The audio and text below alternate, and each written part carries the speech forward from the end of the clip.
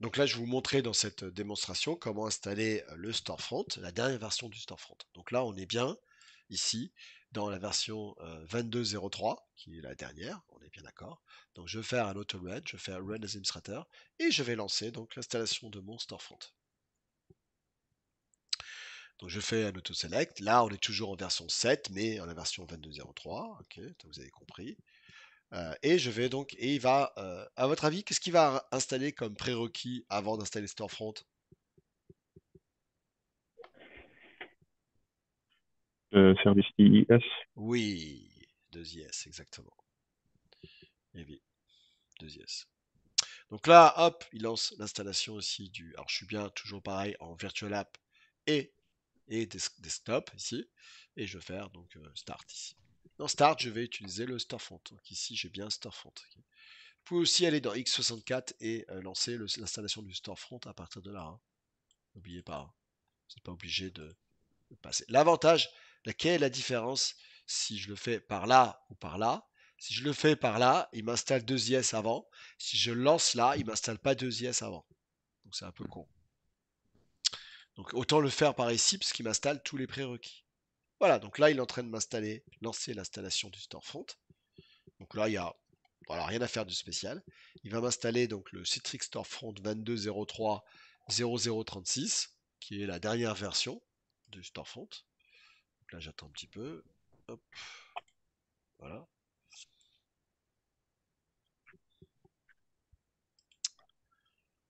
On va attendre un peu que ça lance, il faut être patient. Et donc je vais avoir mon Storefront qui va apparaître ici. Après je peux, si je veux, l'installer sur mon deuxième Storefront, si j'ai un deuxième Storefront. Mais pour l'instant, je n'ai qu'un seul.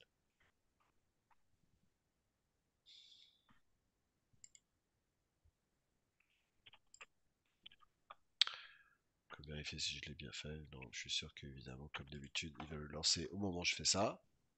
C'est assez classique. Je vais le relancer. Ou alors il est derrière.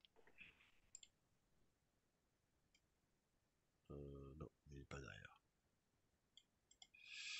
Ok, je vais relancer l'install.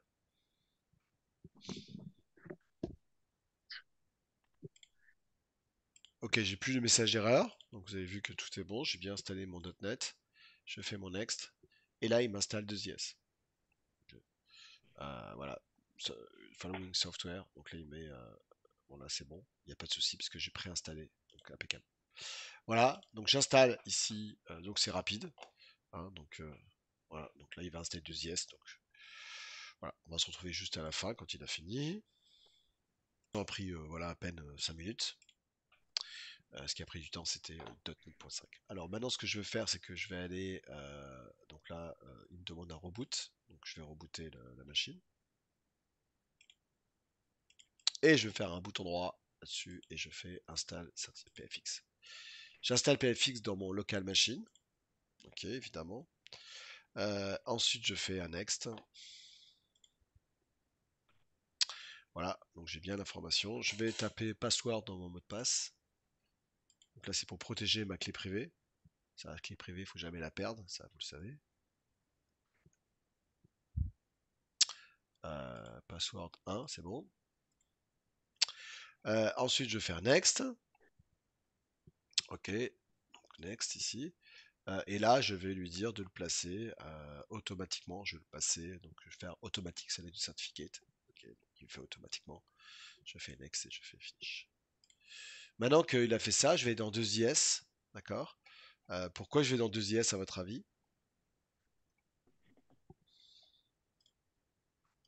Bah, Pourquoi pour je. activer bah, du coup, le port 443. Enfin, Voilà, voilà, voilà, le binding.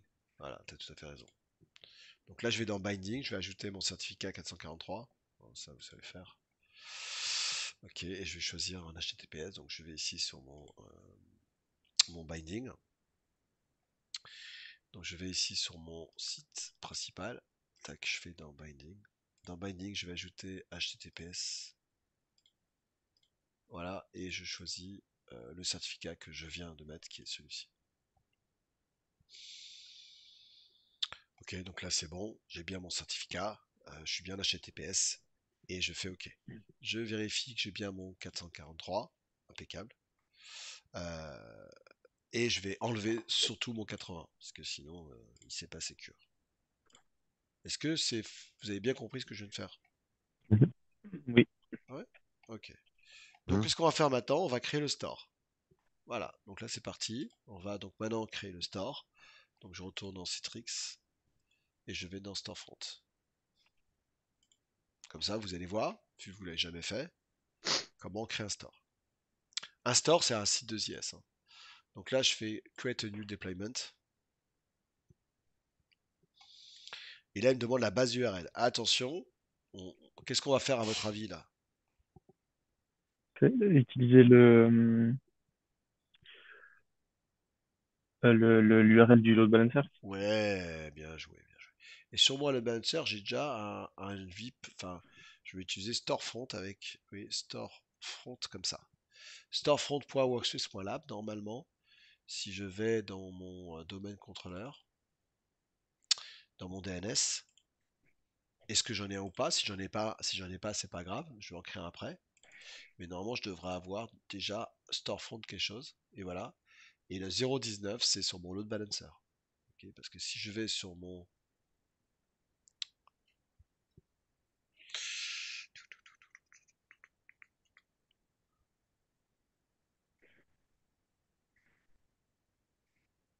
Oh, il n'est pas sur celui-ci, mais sinon, je aurais pu vous montrer. Donc là, ce 1019, c'est géré par mon Netscaler. Ok, donc je retourne sur mon storefront. Donc ici, je mets bien l'adresse, la VIP, hein, et je mets bien HTTPS obligatoire. Et je fais next.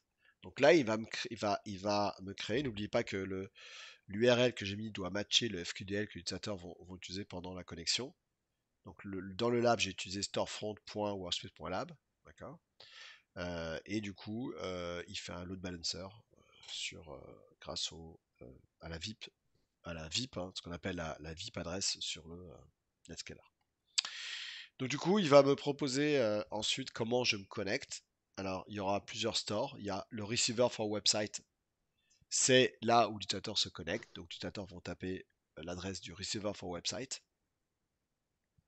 Sinon, l'utilisateur peut également utiliser le store URL. Le store URL, c'est quand l'utilisateur double-clique sur le petit client, là, vous voyez, le petit client ici. En double-cliquant là-dessus, ça vous permet de... Voilà. Okay. Donc là, je vais créer un store. Donc là, Xanap, c'est pour l'intégration du PN agent. C'est utilisé par les Fin Clients, par exemple. Vous avez déjà utilisé ça pour les Fin Clients? Le PN agent?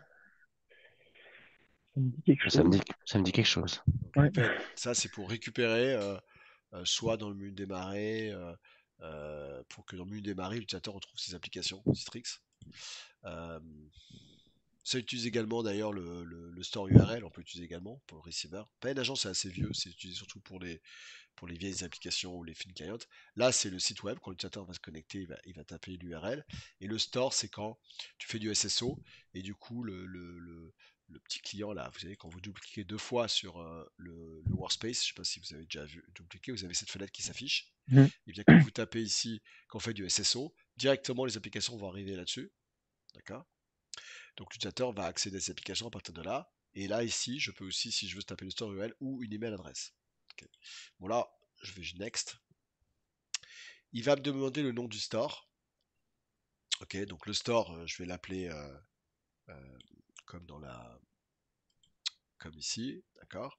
Là, je mets pas, je peux faire set receiver website par défaut. Ça veut dire que l'utilisateur a juste besoin de taper l'adresse du storefront sans mettre ensuite l'adresse du store. Bon, mais ça, on le fait pas, on le fera, on verra après. Ensuite, il me demande l'adresse des, c'est quoi ça? C'est les delivery Contrôleur. contrôleurs. J'en ai qu'un seul pour l'instant.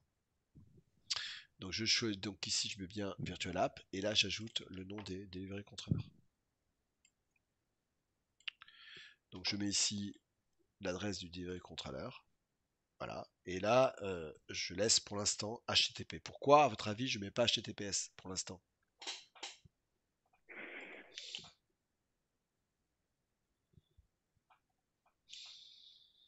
parce qu'il n'y a pas il y a pas encore sur le delivery controller le. Voilà, certificat. Là, on parle bien, c'est comment est-ce que le storefront va dialoguer avec le delivery controller pour faire de l'énumération. Donc pour l'instant, j'ai pas de certificat, donc je suis obligé de mettre du HTTP. Évidemment, il dit que c'est pas bien du tout. Mais je n'ai pas le choix. Super. Donc maintenant, je fais OK. Je vais maintenant. Donc je fais OK ici. Voilà. Donc je peux faire Next ici. Et ensuite, on va faire Next, puisque ensuite, on a des petites choses à mettre en place ici. Donc, est-ce que je fais du Remote Access? Pour l'instant, je ne vais rien mettre parce qu'on n'a pas encore vu cette partie-là. Et là, vous vous souvenez, c'est tout ce qu'on a vu. Donc là, je vais dans Username et Password. Username et Password, vous voyez, par défaut, mais j'ai du SAML, ce qu'on a vu tout à l'heure. Donc, pour l'instant, je vais garder ça, cette fenêtre-là. Donc, je fais Next. Voilà. Et là, il me demande d'activer les URL. Donc, je vais laisser tout ça. Ça, c'est en général, vous mettez ça sur un client léger. D'accord? Hein, oui. Et puis là, make this default store for PN agent. Donc, ça, c'est vraiment pour des clients légers, hein, principalement. Et là, je fais create, c'est parti. Ok. Donc, une fois que c'est fait, j'ai bien un store qui va être créé. Ok. Et là, ben, mon store, j'ai plein d'informations possibles sur mon store, puisque je vais pouvoir aller très très loin. Et là, je vais configurer quelques store settings. Par exemple, je vais faire en sorte euh, d'aller vérifier déjà que je peux me lancer lancer des applications. Je n'ai pas encore d'application. Voilà, parce que quoi que vous avez, je crois, créé des delivery groups, je crois. Oui, Hein. oui. Ouais. Ok. Ok.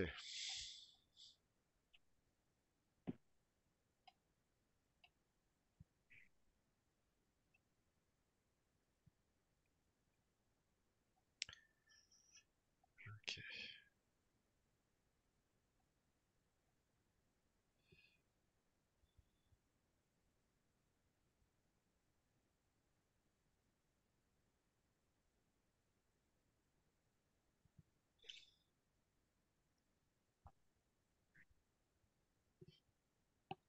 Donc je vais lui dire après de configurer le site par défaut. Ok, donc ça va être pratique ça, pour pas que j'ai besoin de taper l'URL complète. Donc on va le faire juste après. Voilà. Donc là je peux faire finish. Donc ce que je vais faire en premier, c'est que je vais aller dans mon store ici. Donc vous voyez, je suis dans store ici. Et là, je sélectionne mon store ici qui est là. Et là, j'ai faire set défaut website. Vous voyez. Voilà, comme ça, j'ai juste besoin de taper ça, sans avoir besoin de taper à chaque fois slash citrix slash ça, tu vois, parce que ça peut être chiant à chaque fois.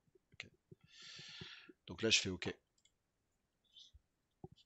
OK, on va tester peut-être voir si ça fonctionne. Donc on va aller sur, on va se connecter sur la machine. Ok, donc on va lancer Chrome ici. Et on va essayer de voir en se connectant sur la machine si c'est mieux. Donc je vais me connecter sur ma machine avec du coup l'URL. Et voilà, c'est QFD. On arrive bien. Oui, il a rajouté lui-même, je ne sais pas si vous avez vu. Il a Mhm. rajouté lui-même Citrix. Voilà, après ça, je suppose que vous connaissez. Hein. Vous faites un detect Citrix, il va le trouver, il va voir qu'il est déjà installé. Voilà, donc je fais ici. Soit je le download ici, soit ben, je me connecte avec n'importe quel utilisateur ici. Donc il suffit que je tape un nom d'utilisateur à l'intérieur. Donc là, on va dire que, je ne sais pas si vous vous souvenez, mais vous aviez des ingénieurs hein, quand vous avez fait le test.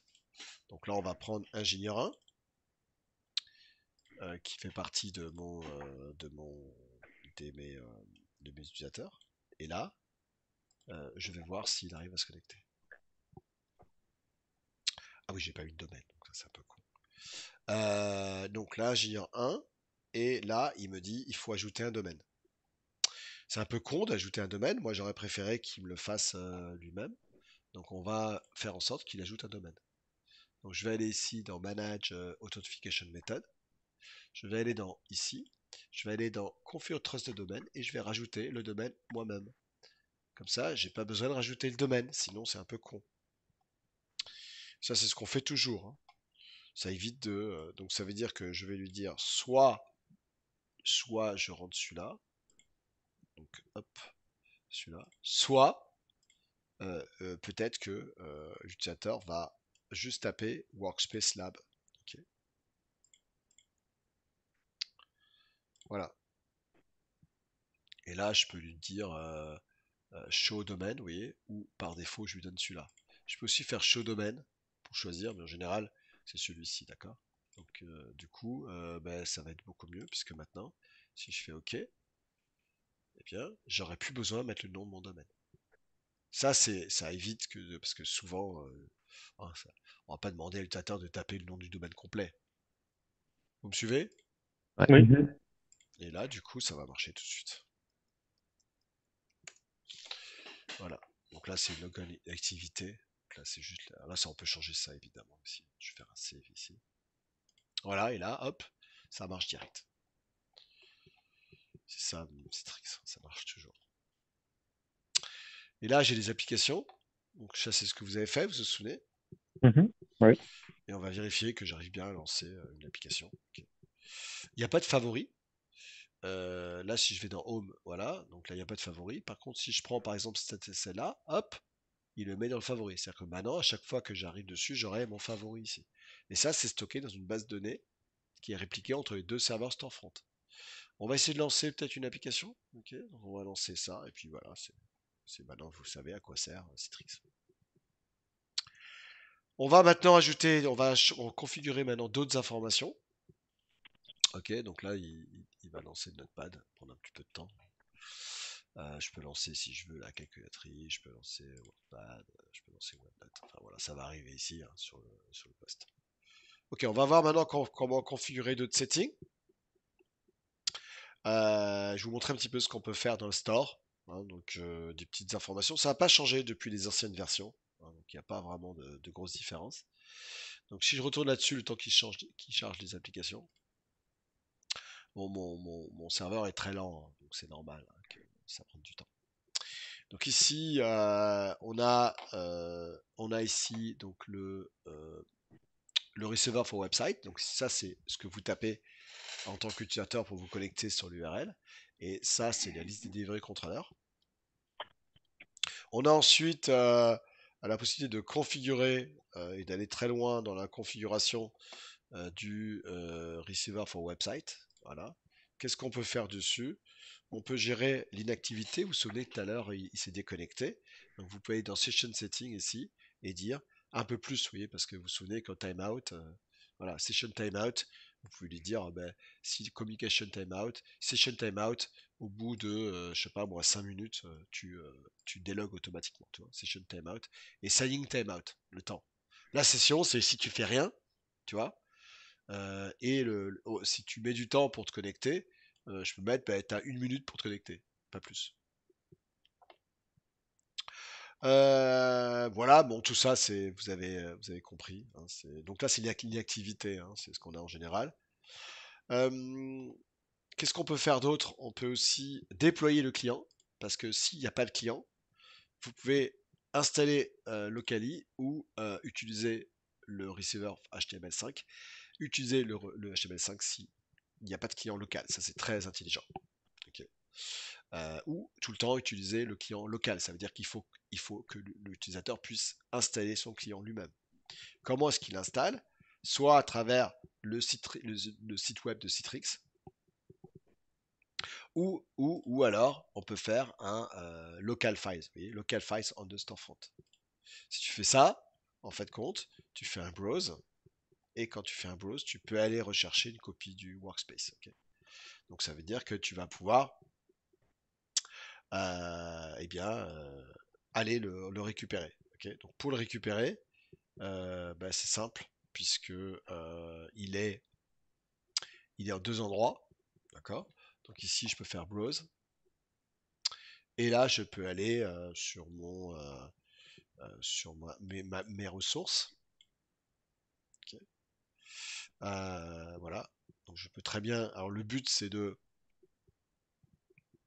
le copier manuellement. Ok. Donc en général, ce qu'on fait, c'est qu'on va aller sur mon, ici, je vais sur mon serveur, ressources, vous voyez. Je vais dans Virtual App et Desktop. Je vais dans Citrix Receiver, hein, suivez bien ce que je fais parce que vous allez faire après. Windows, Receiver.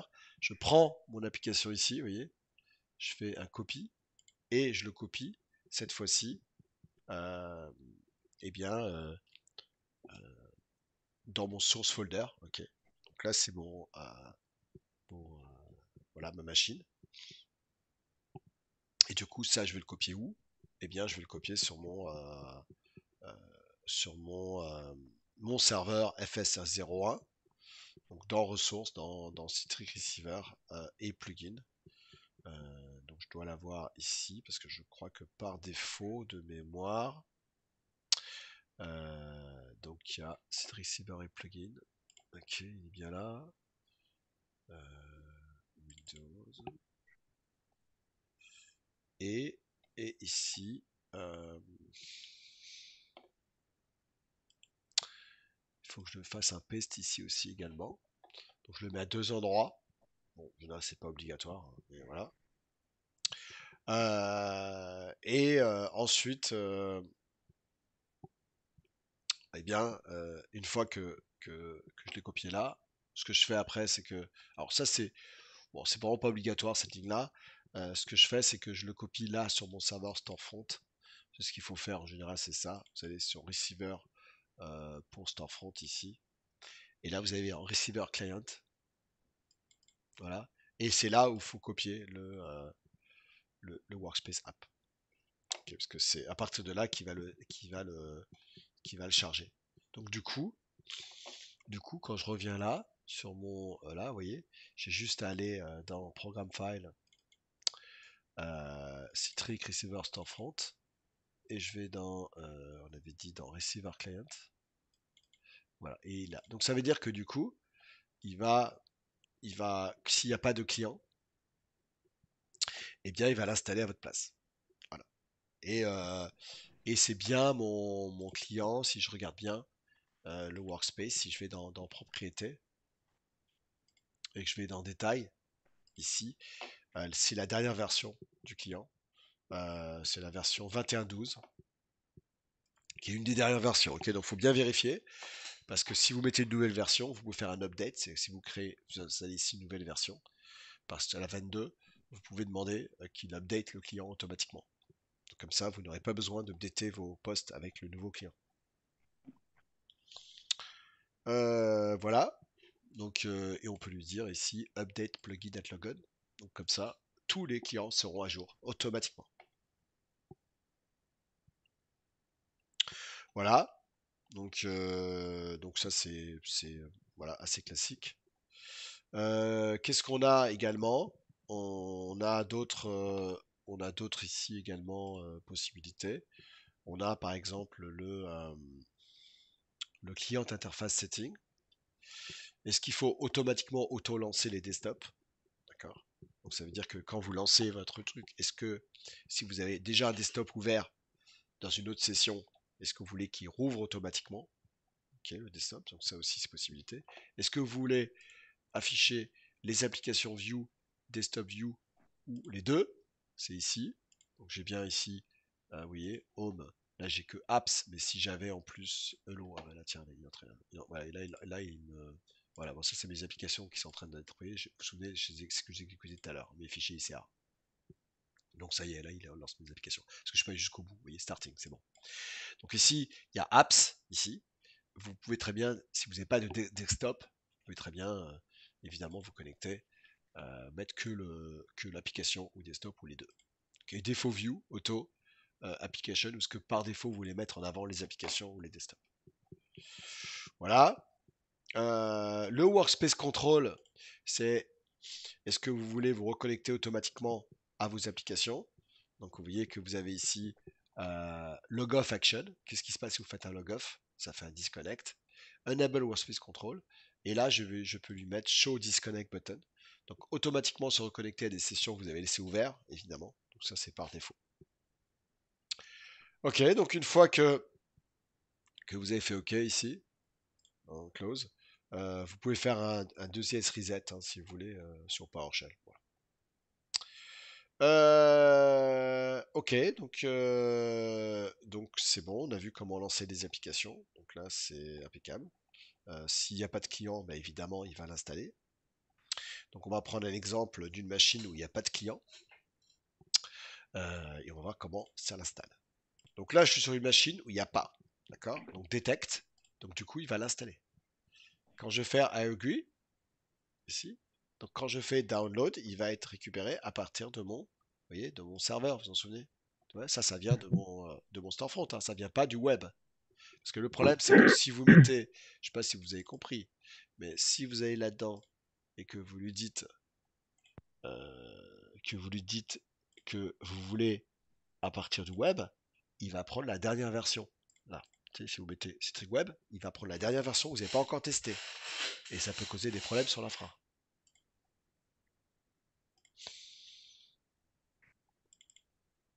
Ok. Donc là, voilà. Donc j'ai plus qu'à aller là-dessus, l'installer.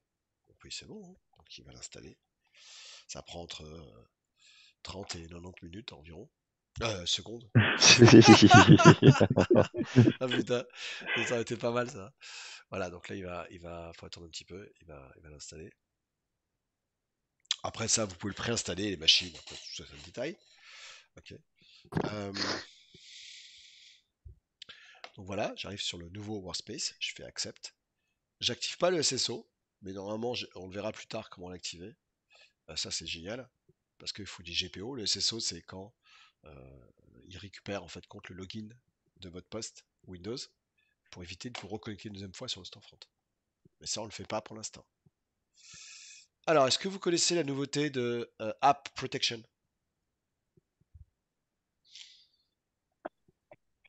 Pour les limiter les actions qu'on peut faire dans la session, non? Non, ça désactive tous les logiciels Ah, de non, screen sur le capture. login. Ok, ouais. De screen capture. C'est pour pas que vous puissiez faire des screenshots pour des Mhm, informations sensibles. Donc tout ce qui est keylogging, malware. Ok? Ça veut dire que vous pouvez plus faire de screenshots. mhm. Donc même si vous avez Snapping Tools ou la touche impression écran, ça marche pas. Voilà, donc là il m'installe mon client. Et puis je vais pouvoir lancer vos applications. Ok, là c'est bon, je pense que c'est simple pour vous. Euh,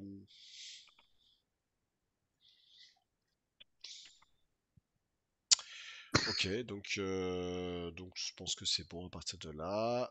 Après, je peux lancer mes applications, mon bureau. Alors pour mon bureau, n'oubliez pas que pourquoi, à votre avis, est-ce que j'ai pas vu de bureau?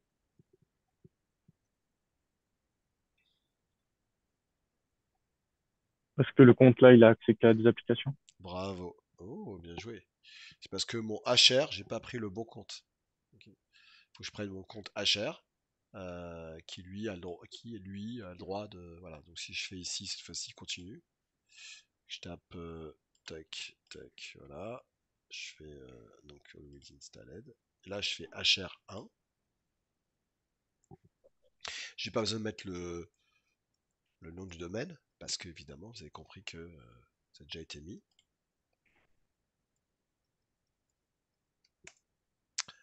Voilà. Et là, j'ai desktop. Ok. Donc forcément. Donc j'ai ici mon desktop ici avec mon SRV, donc bureau. Donc je choisis l'un ou l'autre, hein. Voilà. Donc ça c'est pas un souci. Si je veux par exemple choisir mon desktop, ben voilà, ça va l'ouvrir direct avec mon fichier ICA. Par contre, c'est pas du VDI, ça, hein. Mhm. Oula, tiens. Oula, c'était un beau message d'erreur, ça. Vous l'avez vu? Ouais. Mhm. Oh, oh, oh, celui-là, il était bon, celui-là. Oh là là, ça arrive jamais, ça. Le truc qui arrive une fois tous les 10 000 ans. Hop, on va quand même attendre un petit peu.